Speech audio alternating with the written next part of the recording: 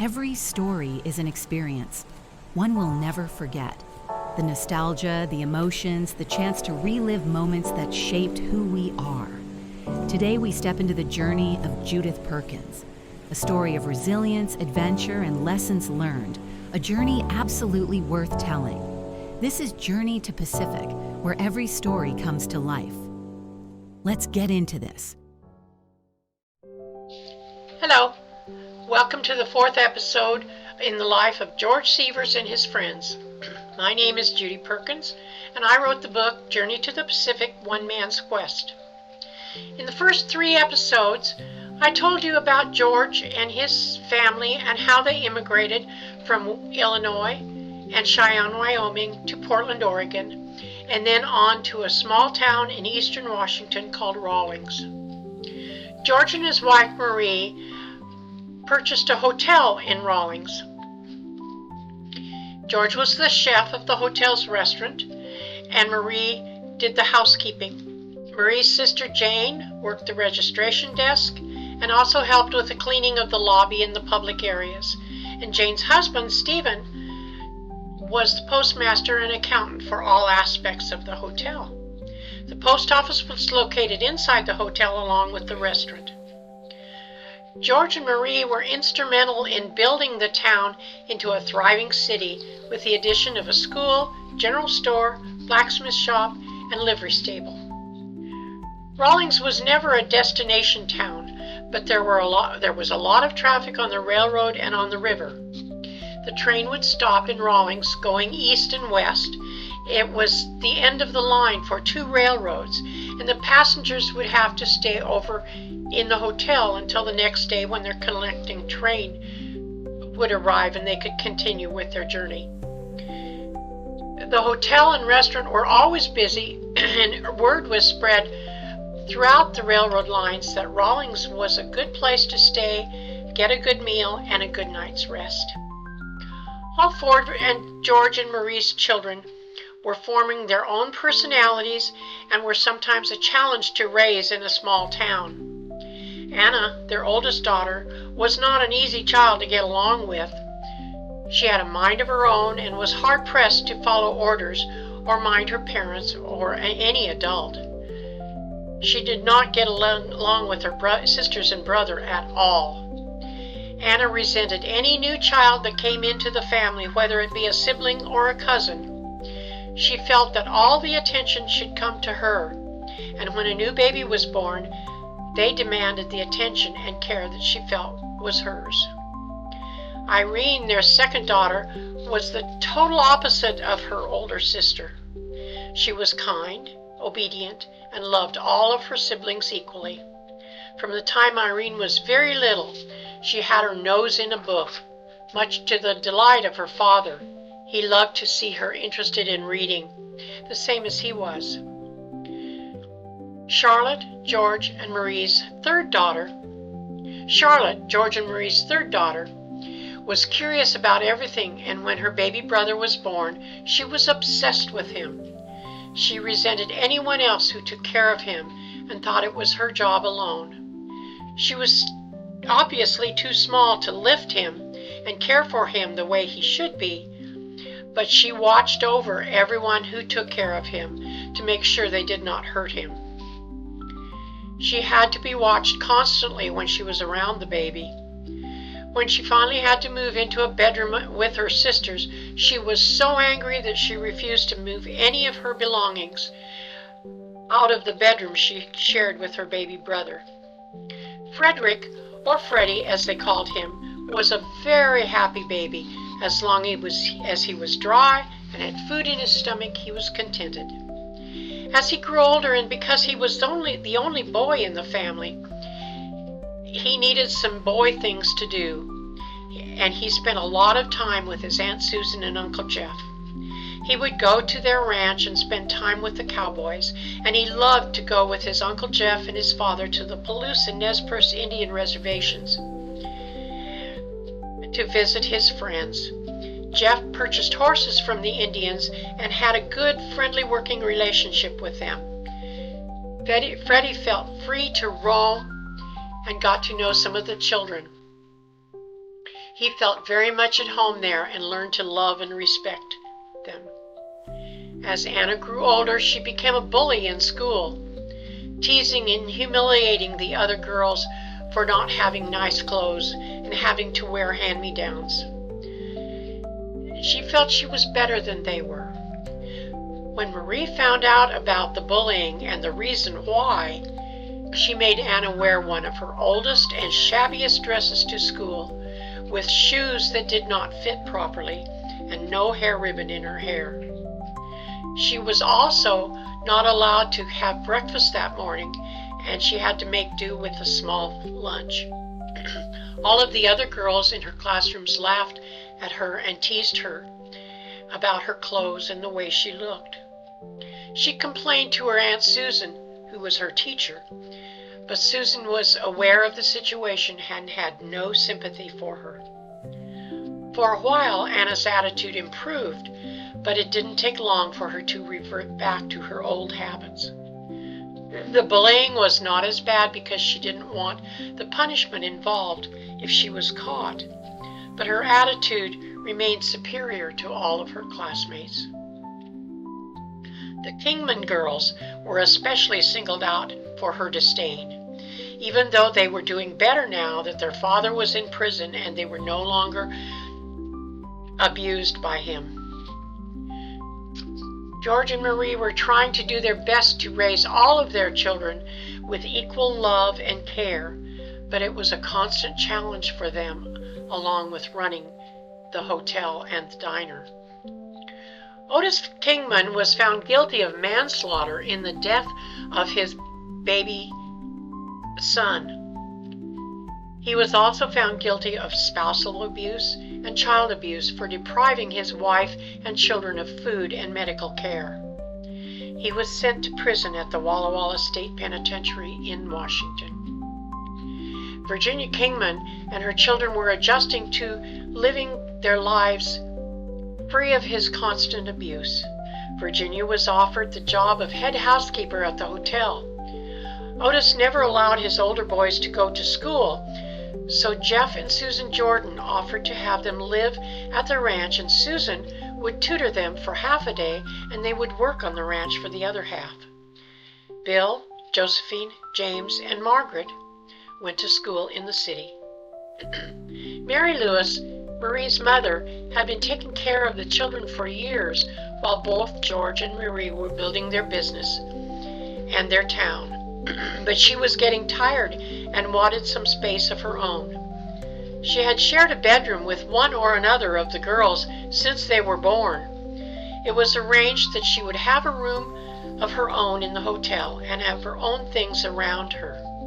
She still took care of the children and ate with the family, but she had her own bedroom and some privacy for a change. Her other daughters, Susan and Jane, approved of the change in her living arrangements and encouraged her to have more independence. Clyde Rogers was running the general store. He had experience in helping his father run a dry goods store that his father owned in Portland, but had little experience in ordering goods for a general store in a small town. His inventory was high on dry goods such as thread, fabric, ladies' gloves, men's shirt collar stays, but very low on the necessities the farmers needed for their everyday living. Finally, after much coercing, Clyde realized that he needed help in ordering the proper supplies and the proper amounts. He approached Stephen Taylor about adding the general store to his ordering list. Stephen insisted on a general inventory before he would take the job, much to Clyde's dismay, but he finally conceded and agreed to the inventory. After Stephen started ordering the proper supplies, the store began to prosper and Clyde was much happier. He did have a lot to learn about running a successful general store, but he was finally willing to admit that he didn't know everything about running a store, along with ordering all of the supplies for the store. Stephen took on the job of keeping all of the books. Clyde discovered that he was not much of a bookkeeper. He was good at selling, but not good at keeping records of what he sold. Jane and Stephen Taylor lived in a house close to the hotel and were raising their twin boys there. The boys went to school with their other children in town and with their cousins, but never really became close to anyone but each other. Upon completion of their high school education, they both decided they wanted to be doctors and went back east to college and medical school. Their parents loved them dearly and missed them, but realized that they would both be stifled if they had to stay in a small town like Rawlings. They needed the activity of the East Coast to thrive. Jane continued to handle the registration desk for the hotel. The job of postmaster was not a demanding one, and Stephen was doing all of the ordering for the hotel, restaurant, and now the general store, so decided to expand his business by doing the accounting for all three. When Jeff and Susan Jordan found out that Stephen was doing accounting work, they hired him to keep the books for the JSJ Ranch as well. The other ranchers heard of this arrangement, and they also hired Stephen to help with their books. Stephen finally had to hire a young boy from high school recommended by the new teacher, Fiona McGregor, who was good at numbers and could help him after school. Even though the city grew and George's responsibilities increased, his dream of seeing the Pacific Ocean and tasting the salty water did not ebb. It was pushed to the back of his mind at times, but it was always there. George's dream also became Marie's dream. She wanted to see the ocean and smell the salty, fresh breeze, almost as much as he did, and she knew that they would see it together someday. Shortly after Fiona McGregor, the school teacher to replace Susan, came to town, Marie Seivers discovered that she was pregnant again. She was distressed with the idea of having another child, but as usual, George welcomed another addition to the family with open arms. It would push his dream of the Pacific Ocean back a few years, but he had confidence that he and Marie would make it someday. Jeff Jordan had the idea of building a grist mill on his property so that he and the other farmers could mill their own wheat, either for their personal use or to ship by rail and boat for sale in the larger cities. He felt that he had the perfect location with a fast-moving stream running along the side of his property that did not completely freeze over in the winter and the sub-zero months. The other ranchers in the area felt that this could be a prosperous venture for them too.